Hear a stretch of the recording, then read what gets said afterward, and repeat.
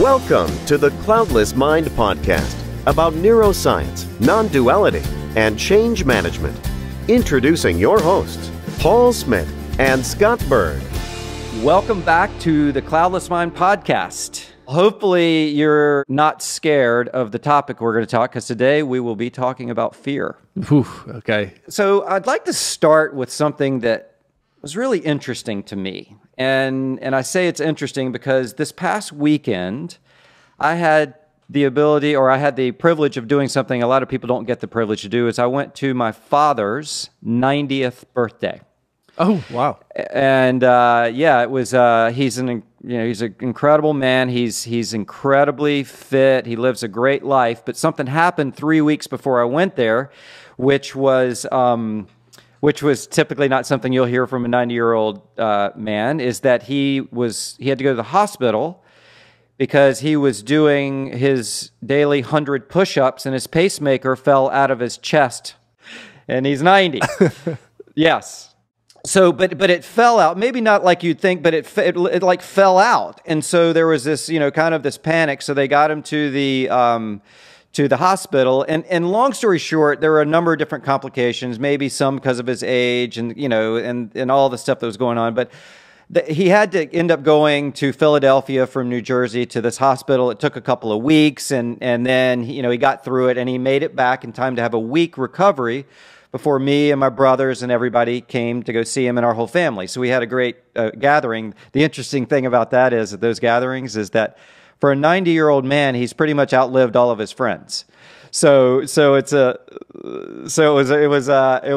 a really great time. But one of the things that I love about being with my father and someone that has that amount of experience about life and who can see from a different perspective, I love that, and I love to ask him questions. And we were at dinner on Friday night, and I asked him a question.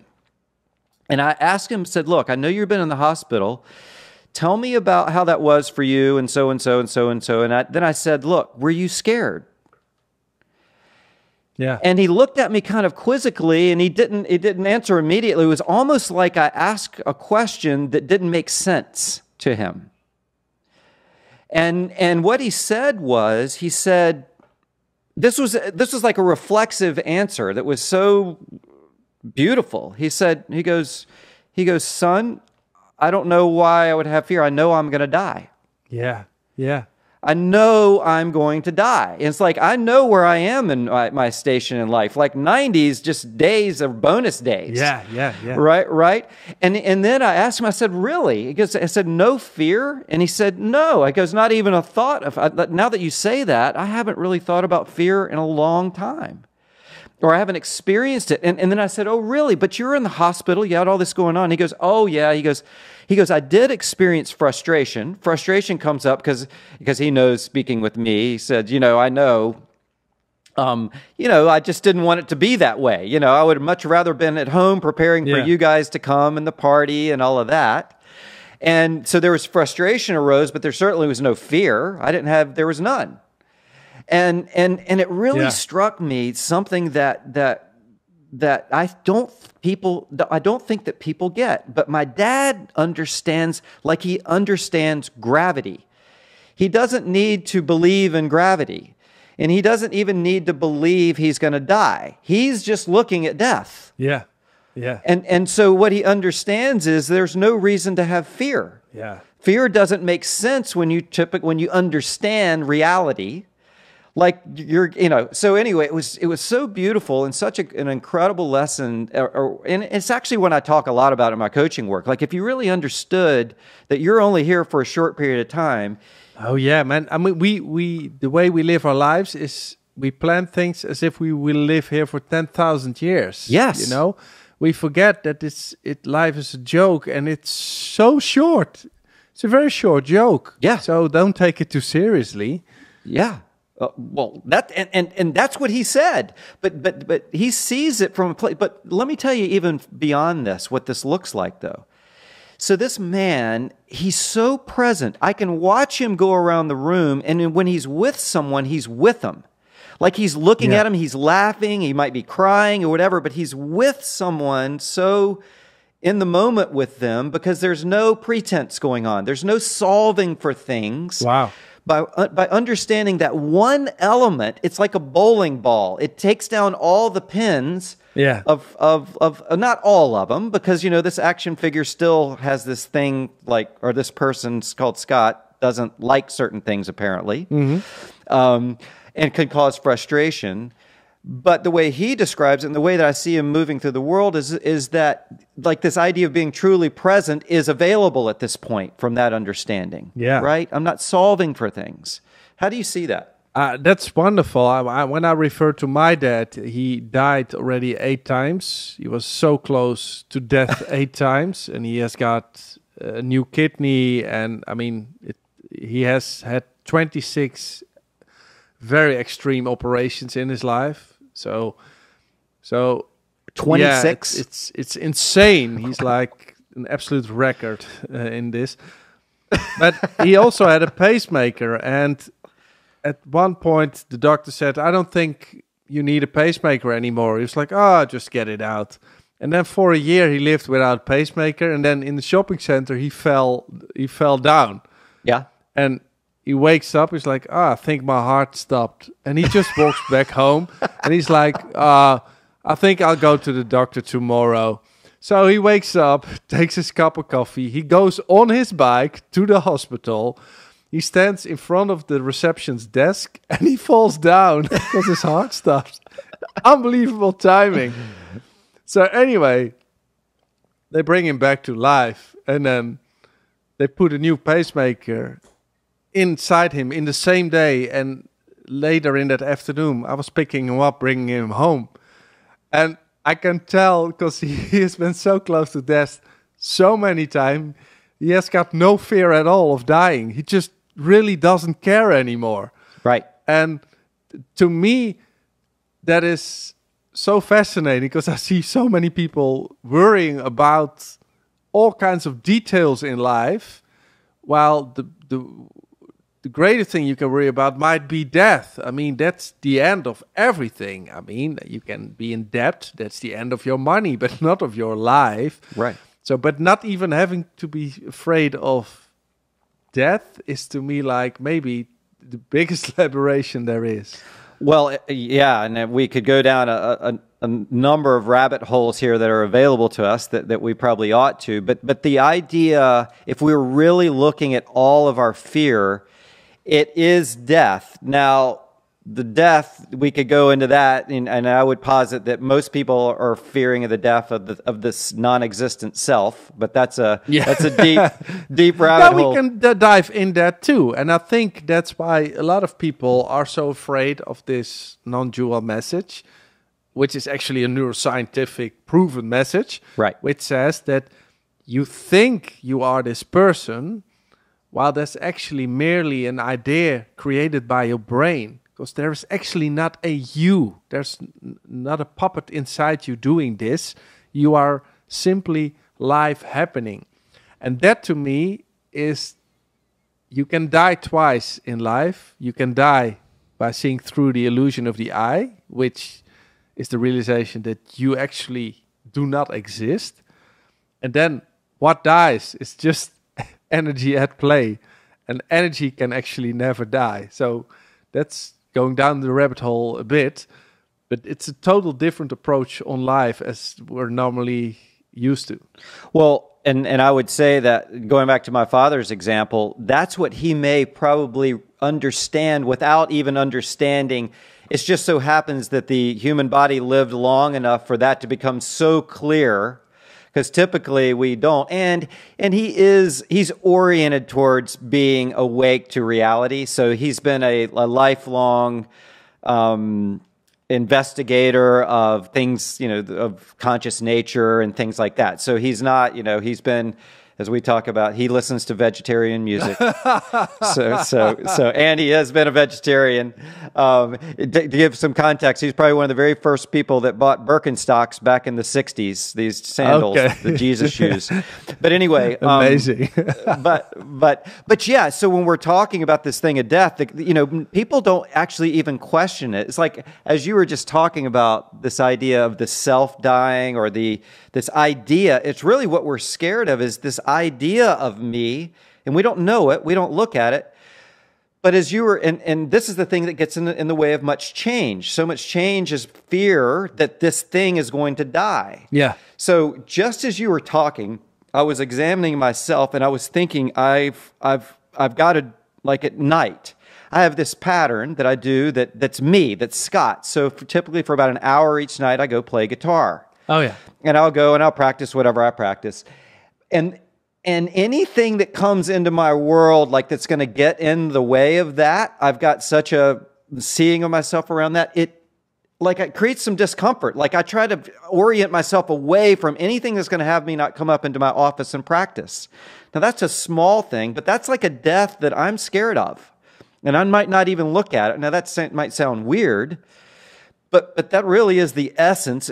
What we're really scared of dying is simply an idea, a thought. That's just it. And what is, we're even afraid of the death of our image. Right. Because we think we are someone. This is what they call the spotlight effect. So our brain thinks that everyone is constantly looking at us and are busy with us. Yes. Well, that's an illusion, because everyone is only busy with themselves. No one cares about you. Just forget about that. People don't care. We're also very afraid of dying, in a sense that what other people think of us, other people's opinions, and that creates already so much drama, all these fears that are totally useless. I mean, I can understand it from a biological perspective, that in order to have a relationship, when we lived on the savannah, you had to pretend to be someone and have a certain image and prime yourself and all that stuff. So that's just installed in our programming. But to mentally take that seriously is even the next drama that comes on top of that. So this is for me also the liberation, that I know that I am a biological machine, right, programmed to sell a better version of myself, and at the same time laugh about that, because you just look at the patterns and you're like, oh, just let it do what it does, which is cute. That's it. So what you're distinguishing between is like, again, functional thoughts versus thoughts that are worthless. Yes. And this is a functional fear, which is Yes. Typically a machine function to keep us alive, not put our hand on a burning stove or something like that. Versus but that's typically what we're not really scared of. That's not it. And that's already almost I'd love your comment on this. It's like, that is pure physical survival. Much of the pain and suffering that we have, the real fear we have, is not that. No, and your reptile brain will make sure you survive. I mean, if you're in a dangerous Right. situation, it's your instinct that will make you run, fight, flight, or freeze. You don't have to think about that. Thoughts come afterwards. But the way we live our lives is like, we look on Instagram and we see all those people with all those beautiful lives and perfect images, and we're like, their lives are way better than my life, which is not true. That's why it's called Instagram and Facebook depression. Right. So we are already afraid of this whole image, and if our situation is good enough, and how we compare ourselves with others. And that's all so fragile. And it makes people mentally suffer a lot.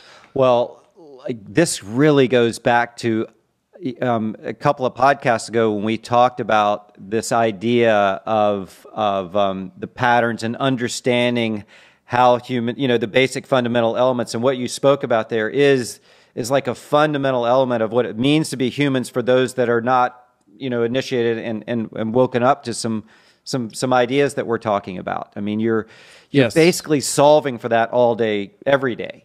And it's not it's like that low level anxiety I talk about quite often. So what are your biggest fears in life? You sometimes have fears on, I don't know, finances or whatever it could be. Mm-hmm.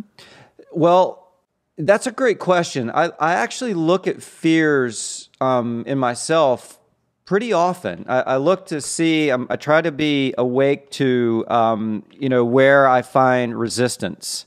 Yeah. And in many cases, it still comes up around my kids. There is an attachment there around kids. There's an attachment. Many of my fears have actually dissipated because of I've gone through experiences. Let's talk about like maybe losing money. I don't have much fear at all around money anymore because I lost everything I had after making building a little small empire. Lost everything. It went away. Not only that, I ended up owing millions and millions of dollars. This is some time ago. And what I realized was, wait a minute, because I'd been oriented around all that this is my money. This is mine, and I would protect it. And then it went away. And then I went, wait a minute, I was mistaken. I need to look at that. I need to look at that fear because was that really my money? Well, it couldn't be really my money because I don't have it anymore. Yeah. And I didn't really look. And I started to realize that money is just moving energy like that. So my fear is gone. I just don't have it around money. Yeah. But it still lingers around my kids. And I when I really look at it, I'm not as scared about my kids, let's say something happened to them. I have more fear about the feeling I would have as that's going on, whatever's happening. Yes. So so I identify pretty much now that I know that I'm not going to be scared of X. I know that what I'm scared of is the feeling I'll have from X. So that can give me some heads up. That's why I was saying that much of my work with my clients and with anyone is preparing for the worst day of your life. Yeah. That's really it. But yeah, how does that occur? I mean, in terms of what I've said around fear. I've got the same with my son. I'm starting to feel worried when he's too late, when he's with his friends somewhere in the city. And of course, I'm not afraid of something happening to him. I'm just afraid of my own feelings getting hurt, which is so egocentric in a way. But no, that's so honest to look at it in that way. I was forced to. So I think life kind of will either put you in a situation where you've got so much pain that if you don't look, there's only a couple of other options at that point. Yes. Right. Yes. And that's why I think you see this huge rise in suicide right now. And, one of the one of the things, you and I've talked about, there's this huge spike of suicides between 50 and 54-year-old white males in the U.S. Oh, really? Yeah, there's this big spike that's going on right now, and a lot of that is because the job market's changing. So many different things are happening. Oh, yeah. And they're left with this being a 50-year-old person with their job being either eliminated or it's changed or things in their mind. Yes. They now cannot see, all of the fears come up, but they don't have tools to see what's actually going on here. Yeah. They think it's about the job or they think it's about X. They never really did the work to see where the true fear is coming from. And so I think that ultimately that's why you see people believing that they can take their own lives, and I assume at some level they do with their physical body.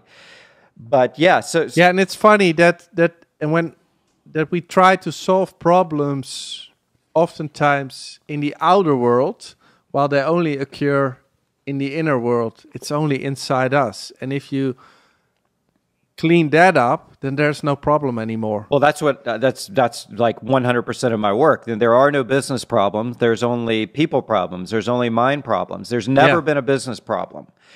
The business is an abstraction, like that's a different rabbit hole, but it really is. If you're able to see, and we did a short video on this, all problems just exist in my head. Yeah, true. But do we really question that? We really don't ever question. We really think that person is an asshole. Yeah.